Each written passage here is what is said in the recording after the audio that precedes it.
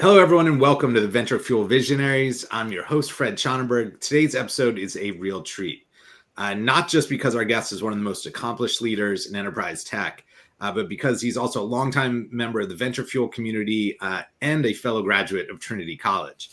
I've had the privilege of watching Lou mentor founders in our Comcast NBC Universal Lift Labs Accelerator, especially across some of our AI cohorts. And every time he brings this incredible mix of sales expertise, clarity, and generosity. A little background on Lou. He led Reflectant Software to a successful acquisition by Citrix. Then he helped drive VM Turbo from zero to nearly 100 million in revenue.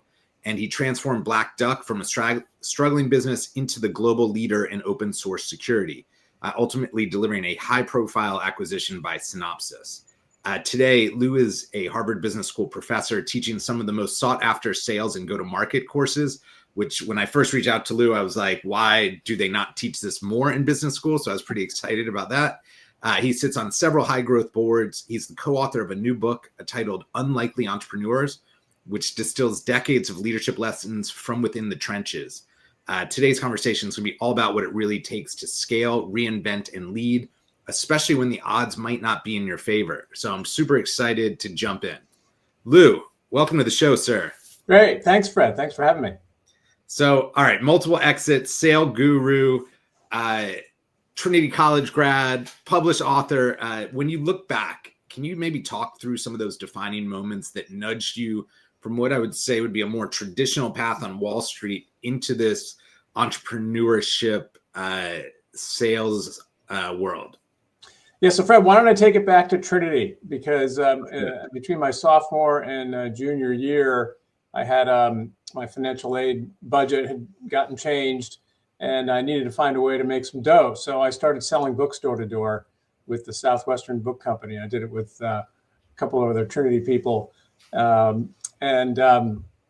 you'd start knocking on doors at 8 a.m. in the morning, 7:59, and you'd finish at 7:59 p.m. And you learn about handling objections. You learn about dealing with difficult personalities. And it was a great experience. So I did it for 2 years and helped pay for college.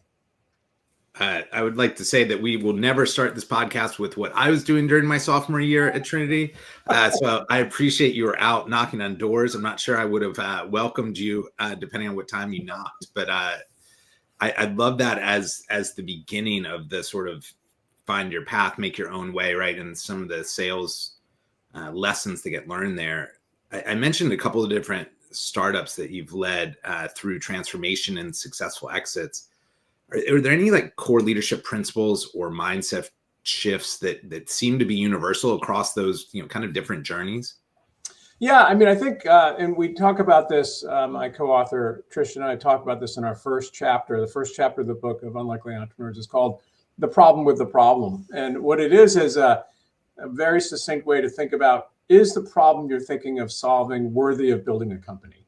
And we profile a number of different really interesting entrepreneurs in the book. The chapter leads off with Bill Warner, the founder of Avid Technology, who had a real problem trying to create a video using analog technology, film and videotape. And he digitized the process, and the process revolutionized an industry with Avid Technology. That was my first startup, Fred, and it went, explosive growth, 0 to 500 million in about 5 years. I moved to Japan, ran Asia Pacific.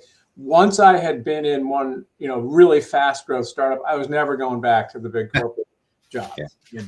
Just no way.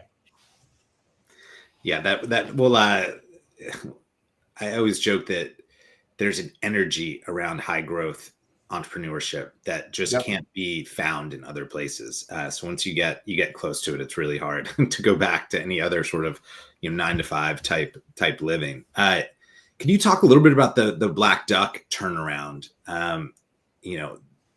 Were there any specific decisive actions that looking back moved the needle for you all, kind of revitalizing that business that maybe the folks listening could learn from? Yeah, when I was looking, I'd left Turbo and looking for another CEO gig, and I was just about to sign with another company, and I got a call from my friend and mentor who'd been the chairman of the board of Citrix and was the chairman of the board of Black Duck, a guy named Tom Bogan, very successful guy. And he said, the Black Duck job's open. I knew about the company.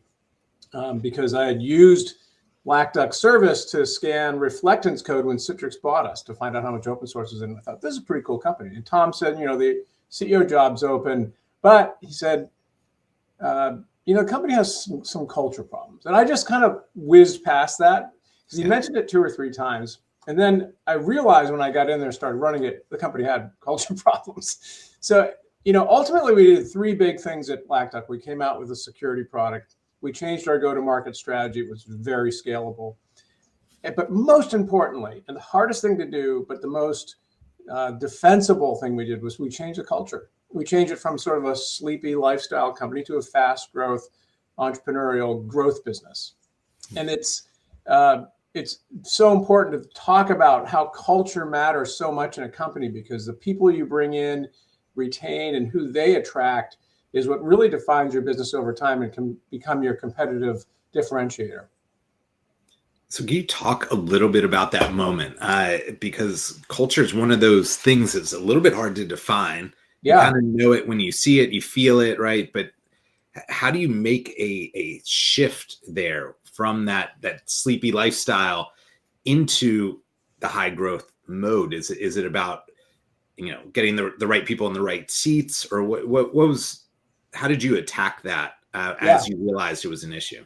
Yeah, my first few weeks there, I remember calling one of the board members, Larry Bond, who had led the investment from General Catalyst, and I said, Larry, this is a lifestyle company on a peacetime footing, and if you want me to stay, that's going to change. It's no longer going to be a lifestyle company, because you don't grow 100% year over year running a lifestyle business. You need people that understand growth and maybe had experience with it before. So the most important thing, Fred, you need the best team. Period, full stop. The person with the best team wins. And so the first thing I took me a couple of years, but we really built a great team, and senior level team. We promoted some people, and then on the culture front, we created a culture that was fun, but I would call it sort of a performance culture where you learned a lot. So everybody knew there was, expectations for performance, and if you didn't hit the performance expectations, you wouldn't stay. That's fine. That's the deal. But we also created a learning culture where people felt like, my boss values me, I'm learning. And then, the stock options, the benefits, and the salary and bonus, any company can do that. But I think if you can really build a culture where you feel like you want to bound out of bed, I want to go to the office, that's such a differentiator if people really want to come to work and don't see it as just a job or drudgery. Yeah, I feel like we could spend the whole podcast on this, because it's I think for anybody that's been in a company where they either have led that or have been a part of that, it is just a different energy, and it's a really hard thing to kind of put your finger on what makes it so, how to maintain it, how to grow it. But if you've been in it, it's that feeling where, I think some people look at the clock on Friday afternoon and go, gosh, how many more hours so I can hit the weekend? And others look at it Monday morning and they're like, let's go. Let's go. Exactly. Yeah. One of the things that I did that was that I still to this day am very proud of is I created a role called VP of Culture, and I promoted a guy named Tim Kenny, who had been at the company for a long time. And by the way, every company sort of has its own keeper of the culture. They may not have that title, but they're kind of the people that hold everything together, know the creation stories. We made Tim VP of Culture, so out of senior staff every week, it would be how's sales, how's product, how's culture. How's culture in Boston, London, San Jose, Tokyo? And we worried about it. And I think the people in the company felt like they are focused on how we feel while we work. So I think it became a real differentiator for the company. Really cool.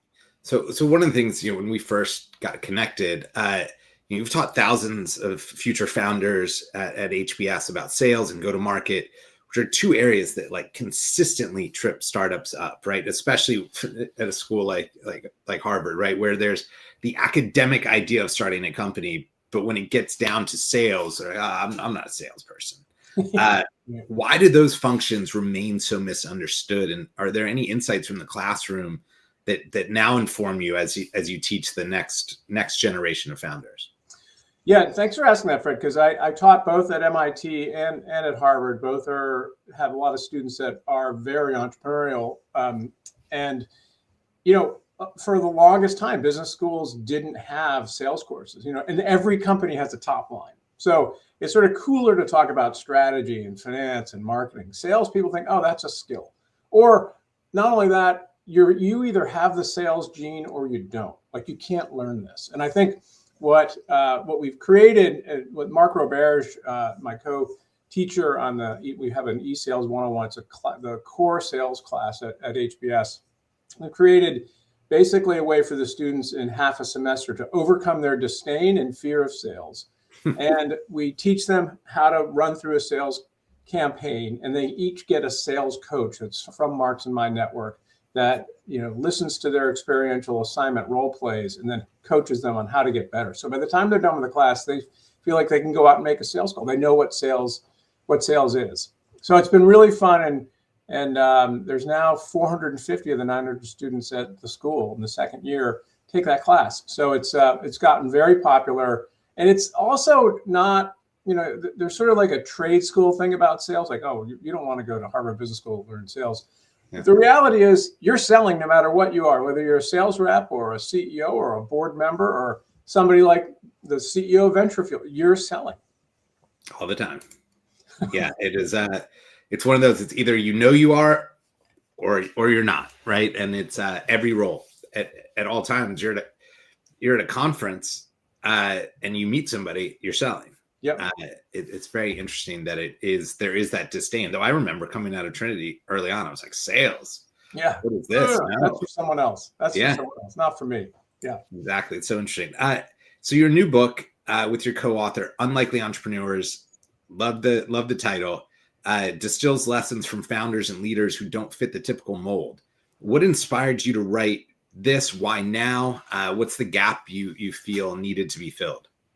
Yeah, so Trish, actually, it was her idea. She called me. We had worked together at MIT, and she said, I think there's an idea for this concept of an unlikely entrepreneur. And what we didn't want to do, she asked me, I said, we'd work together because I assumed you know a lot of entrepreneurs. I said, yeah, I do. I've spent my entire career working with entrepreneurs. And let's find some, and I can show you some very, very interesting ones. So I sort of sourced them and wrote up the initial review of like what the story is. But Trish is a great storyteller. So she took the profiles and then really spun the story of these entrepreneurs. And so not that there's anything wrong with, Silicon Valley AI billionaires. I love them. But what this is really about is people that might live around the street corner from you who are starting businesses, either unlikely business, unusual businesses, like Scott Ginsburg started Titan Casket. It's the largest online casket seller in America. I mean, it's amazing. He just completely disrupted the funeral industry by selling caskets online, giving customers a much better, cheaper deal than a funeral home would. We also have a woman who lives around the corner from me here, who runs an independent tire store. And in the chapter's title starts, oh, isn't this your husband's business? Well, no, it's her business. Like, it's a woman in a man's business, but she's crushing it, Mary McLaughlin. So we just wanted to shine a light on a lot of these different people that you might not have heard of, but that are really driving job growth, innovation, and their stories are really compelling and unlikely. It's really interesting because there's so many different unconventional career paths into entrepreneurship. I wonder if there's anything based on the research and the interviews that you and Trish did. Are there any traits or behaviors that show up in these unlikely entrepreneurs? Like, is there a through line across them, even if they're, everything from caskets to tires to AI and tech? Just curious if there's anything that you find is sort of a common thread.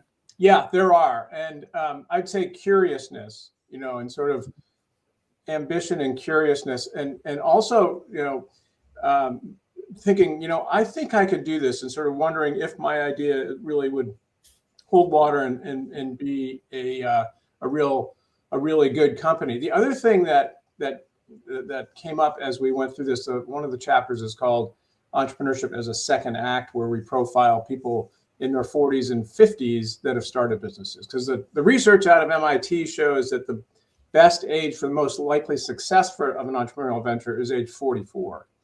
So we still have this notion of you got to drop out of Harvard to start your business because of Zuckerberg and these really successful people.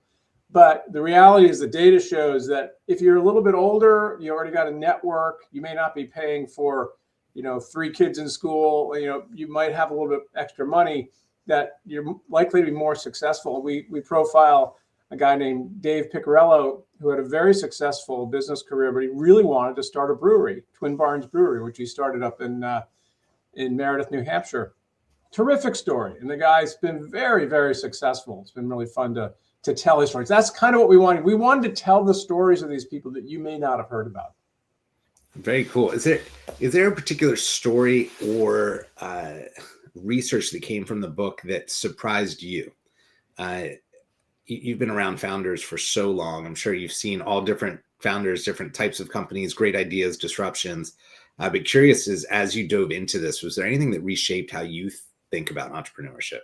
And what sort of surprised me was, it sort of dovetails with my work at both MIT and Harvard, is how, you're not born with the entrepreneurial gene. You're not born with the sales gene. These are things that you can learn. If you're determined to do it, you can learn these things. We're in my HBS class that I teach with Mark Roberge. We have this, we bring in an expert, a guy named Sam Nelson, who has the students go through a script and then cold call people to sell pizzas. And, the students always are like, there's no way I'm going to read a script. There's no way I can cold call someone and try and sell them a $20 pizza. That's just not going to work. Sure enough, every year out of a class of 90, about 12 kids, 13 kids sell pizza just making a cold call. So what's interesting is they realize, oh, this isn't that hard. I can pick up the phone and call somebody, because that's really where sales starts. It's so interesting. I mean, there's such a barrier to that moment, right? Because there's all the fear of rejection or this is beneath me or whatever it might be. And it's, sometimes it's taking a couple shots, like a little bit of reps, and realizing, oh, this isn't that hard. But also there's a real art to it, which is interesting. Well, it's not only that, Fred. I think it isn't as hard as you think it is. And the upside when you actually make a sale, I can remember back to the door-to-door book sales days when I was at Trinity. If you went a whole 12-hour day and didn't sell a book, which happened, I called it a character building day. You just had to get up the next morning and realize it may be a better day the next day. And sure enough, when you close a deal, it's such a powerful feeling. And especially in startups, like if you sell something that doesn't really exist, it's sort of an idea. When you do, other people in the company look at it and goes, oh, Fred can do that. Like maybe Fred can do some other things. So sales is a great first step into coming into a company. If you can prove that you can do it, then you often get promoted. And that was sort of my experience with my own time at Avid Technology when I first started in tech. Yeah, I feel like we could rename this podcast Accidental Sales, because I came out of Trinity. I was going to be a writer, and I had a boss. I had written their copy for their website and their materials, and he asked me to go on a sales call because their salesperson didn't show up. And I was like, a sales call? And he's like, just go. Like, you already wrote the materials. You know it. Oh, that's great. We have no one else. And I went and I told them what we did.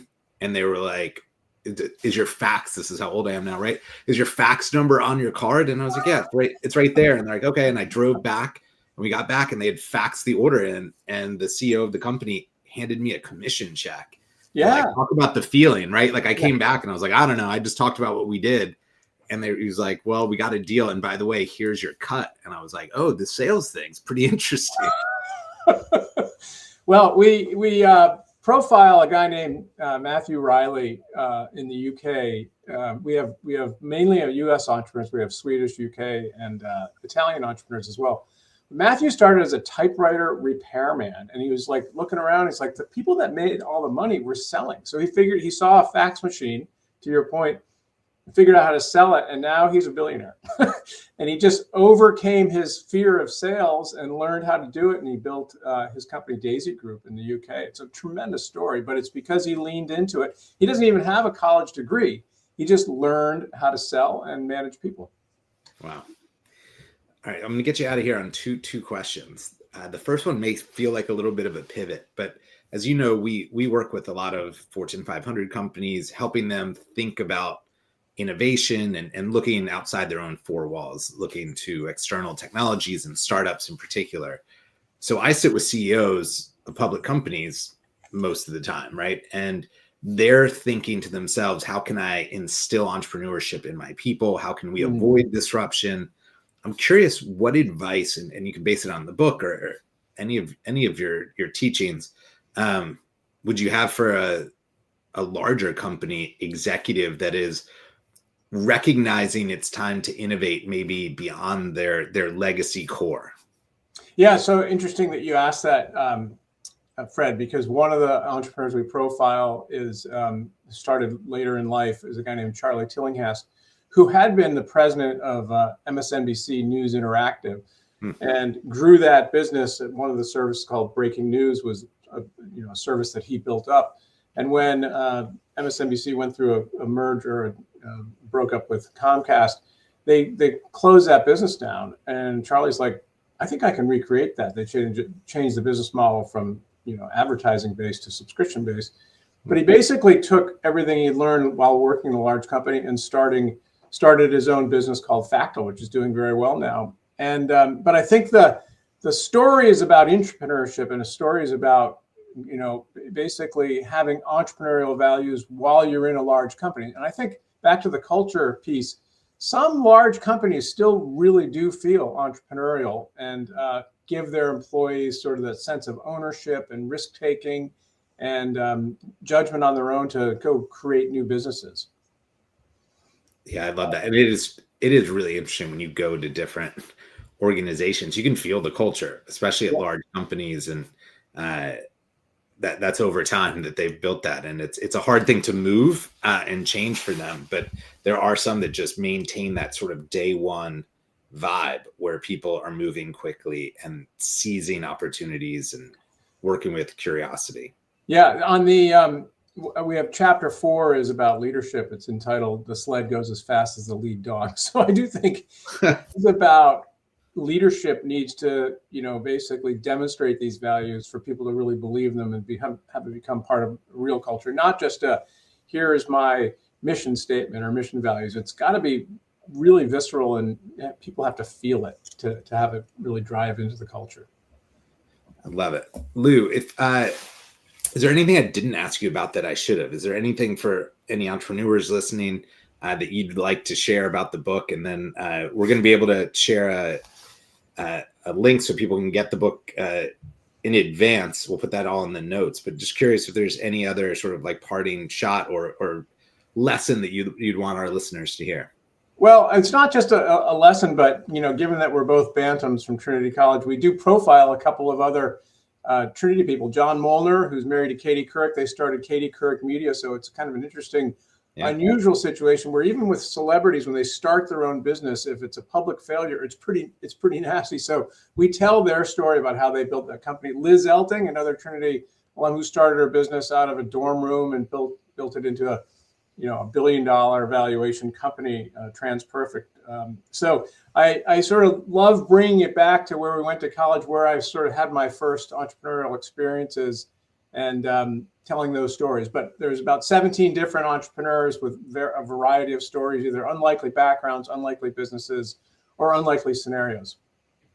I love it. I got to give you this Trinity story on the way out. Last year, Trinity won the basketball national championship, and I had played basketball at Trinity. And you did? I didn't know that. I did, yeah. And we were the first team to make it to the Final Four of the Trinity basketball players. So I was watching with like the sort of alumni interest, but I was at the University of Michigan with some friends, and so we were watching the NESCAC live stream from Ann Arbor. And it was such a weird moment. Like if you had told me, 20 plus years ago that I'd be watching Trinity basketball on an app in Michigan, I'm not sure I would have believed you.